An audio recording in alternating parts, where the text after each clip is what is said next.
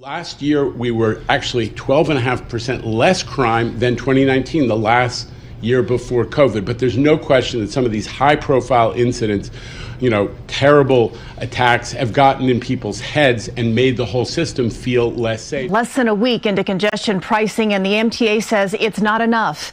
And now drivers may not only be the ones helping to fund the subway. New taxes may be needed to fill the MTA's $33 billion budget shortfall. Political reporter Marcia Kramer has the details. With the speed of a subway train barreling down the tracks, New Yorkers will soon be hit with billions of dollars in new taxes to fill a gigantic hole in the MTA budget. Everything has to be on the table. Lawmakers tell CBS News New York it's not a question of if there will be new taxes, but what the taxes are and who pays them.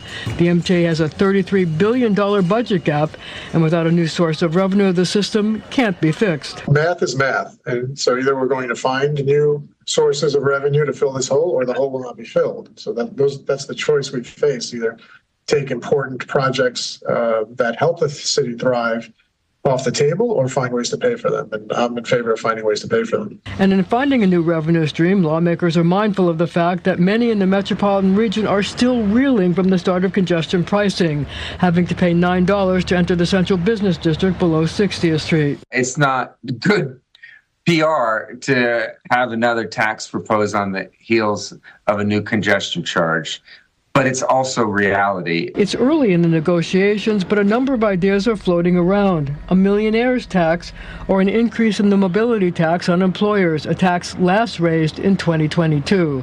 Catherine Wild of the Partnership for New York City says that New York City businesses shouldn't be the only ones to bear the burden. We're going to have to be creative about the financing sources. Everything's got to be on the table. But again, it has to be broad-based and fair, and the entire state should share in this responsibility. It shouldn't just be on New York City and its suburbs. All right, guys, so we got to talk about another failing, declining liberal city that is run by Democrat politicians, woke lunatics, that is being run into the ground due to the fact that Democrats simply do not know how to govern.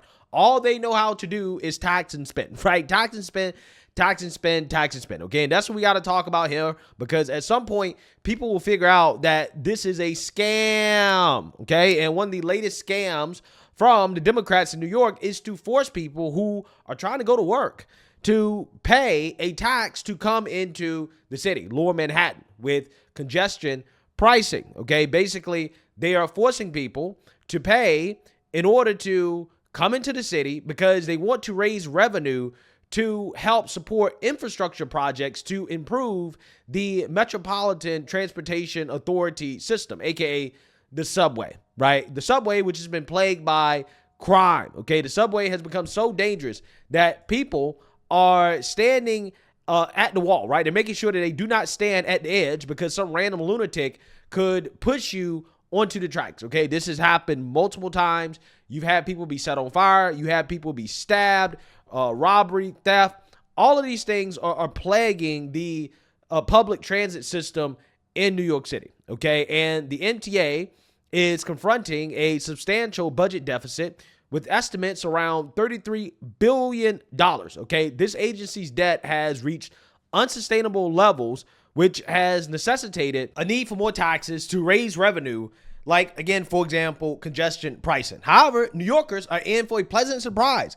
As you guys saw at the beginning of this video, it didn't just stop with congestion pricing. No. The New York Democrats are already thinking about new ways to raise taxes, okay? Other means of trying to get taxpayer dollars from taxpayers who are already overtaxed to waste on a very inefficient and mismanaged system, okay, which is the MTA. And I want to play a great clip for you guys of a Republican who was invited on MSNBC, okay? And I don't know why MSNBC did this, but it's Joe Scarborough's show, so maybe this is Joe Scarborough's way of trying to be more fair and balanced, right? Of bending the knee to Trump, to kissing Trump's ring. This is what his critics say.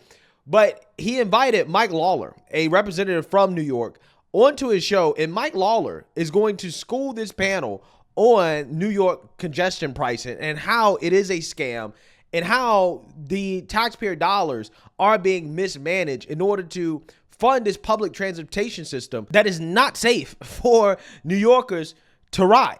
Despite the fact that, again, Democrats have spent billions and billions and billions of dollars on other progressive priorities while ignoring the need to fix the subway. Congressman, let's talk about congestion pricing now. And it's split a lot of New Yorkers, and I understand. I mean, it is really hard on commuters, and it's very difficult for a lot of people getting in and out of New York City that just can't afford this new tax. I do wonder, though, as you drive around New York and you look at it, seems like everything was built during the Depression, right? You know, it seems like so much of the infrastructure there is 70, 80, 90, 100 years old and needs updating, needs renovating. If not congestion pricing, then what do New Yorkers do? What do we all do to keep that infrastructure up to date? Well, first, New York got $100 billion from the bipartisan infrastructure bill. And the state, frankly, has done a horrible job of releasing those funds for infrastructure improvements, not just in New York City, but across the state. Secondarily, the MTA, which is the worst run authority in America, and as I fundamentally believe needs an enema, the fact is the MTA loses $700 million a year from people who refuse to pay to ride the subway. They jump the turnstile. They refuse to pay. And in fact, you just saw a video of two men jumping the turnstile moments before a man was pushed right in front of an oncoming subway car. Fortunately, he survived.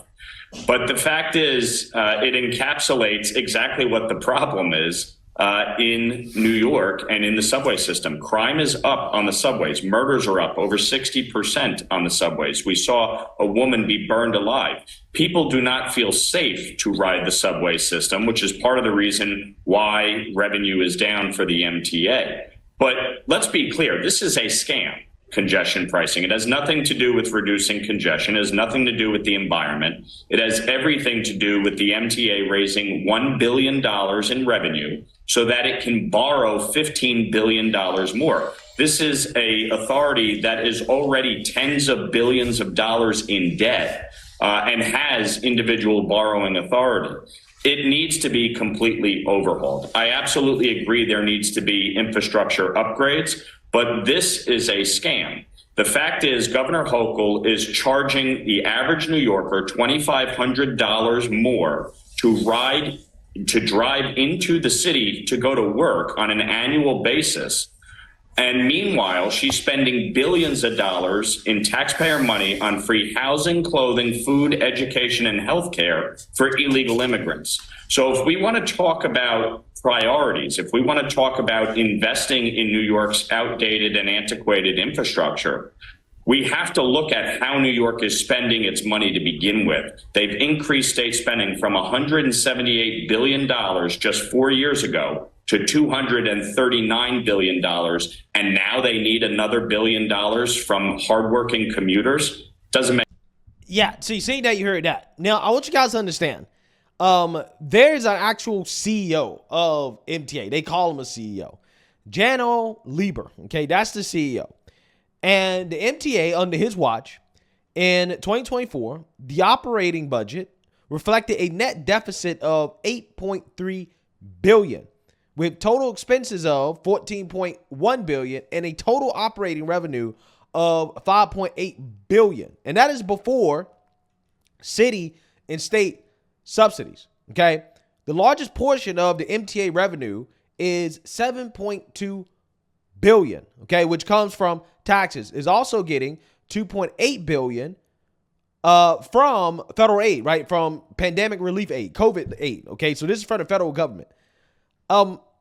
Any business, actual real business, okay, private company, that is running an $8.3 billion operating budget without subsidies from the government, the CEO would be fired fired, gone, okay, gone. But for whatever reason, this guy keeps his job. Okay, he keeps his job.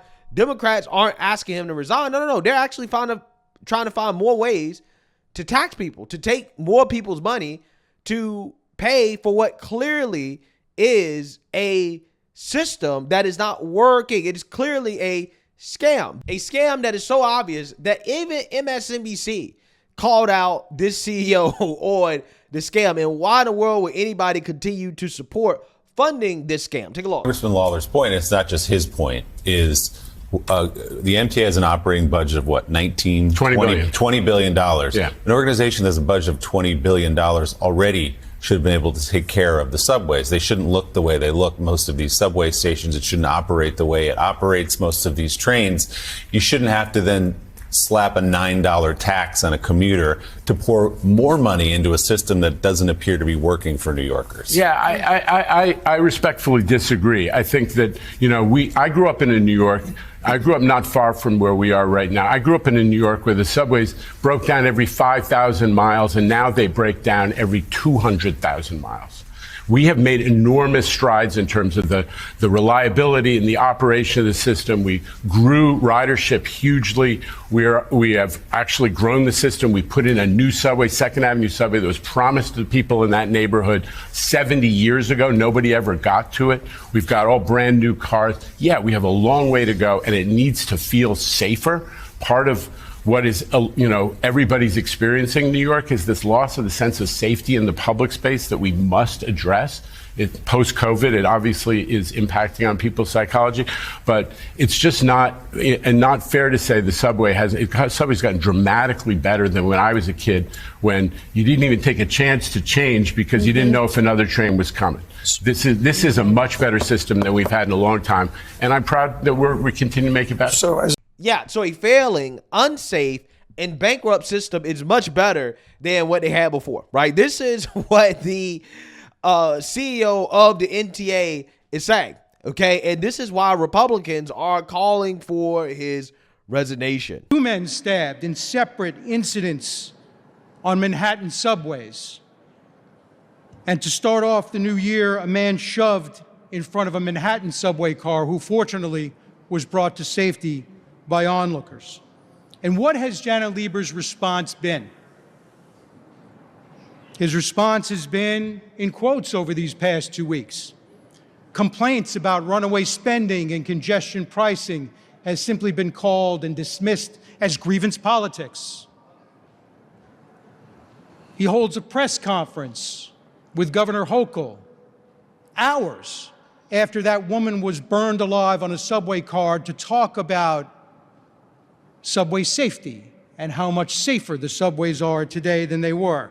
A New Year's Eve style countdown broadcast on the MTA's social media pages to celebrate congestion pricing and a countdown to midnight, while New Yorkers continue to feel the pain. And just 2 days ago,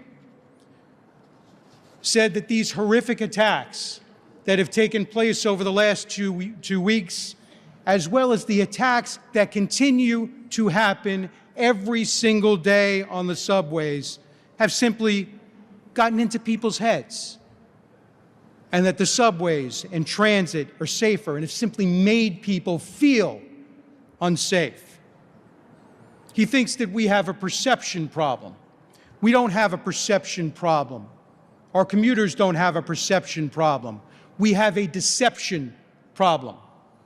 A deception problem on the part of the governor, a deception problem on the part of Janet Lieber, who does not understand, who does not want to understand, who does not care about what it is that commuters want and need.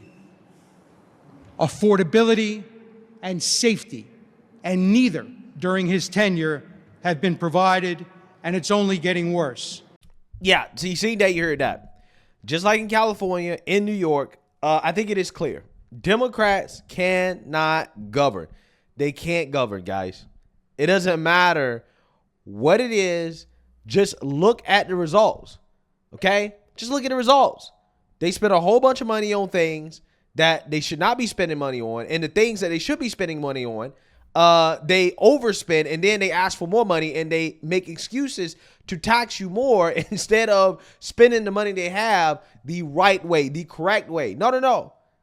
Because ultimately, at the end of the day, for a lot of these people, it's not about providing a valuable public good like transportation to people at an affordable price. No, it's about getting rich, right? You got a lot of these people working for the MTA that are making a hell of a lot of money, upwards of $500,000 a year in overtime, but yet the subway system is not safe. But yet the MTA is in a huge budget deficit. But again, you got all these people who are working for the MTA. They're getting rich. They're getting rich. While the people are suffering. They can't even ride the subway safely. And that's Democrat leadership, guys. Everywhere this has been tried, it is failing. It is an absolute disaster until people learn that, hey, voting for these lunatics is only going to make it worse. It's going to continue to get worse. So let me know what you guys think. Make sure you like, comment, and subscribe. Most importantly, share a Black conservative perspective. Peace.